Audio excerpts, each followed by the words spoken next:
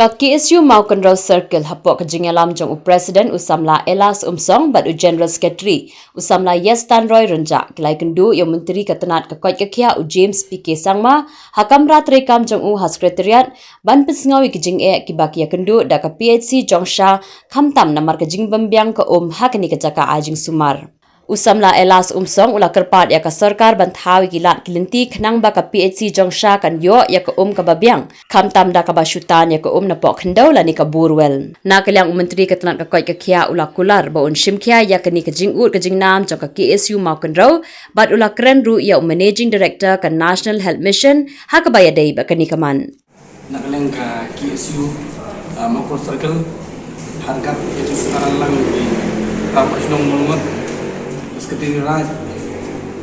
Rengi Pak Rening tinggal ayo berkendu ya Sar Jim sama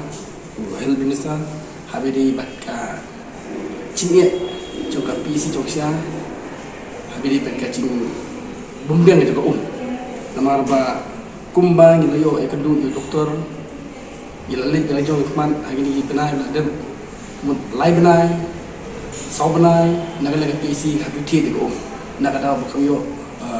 connection hadir gila keren bakka PC gila ai connection ya nak ai connection kadu poi lo haga pa pai kunno nak ada baca penjulo jong kemarin ti kala pelong be PC bukan du lai benai ke ti biang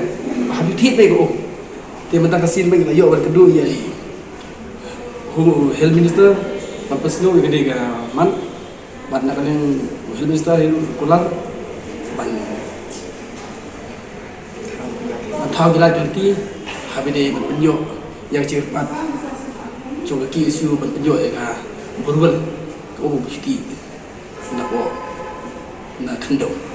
ka ji kendu mentang kesini nak kalian ka KSU Maukan Circle ngin budin bani kendu ya ki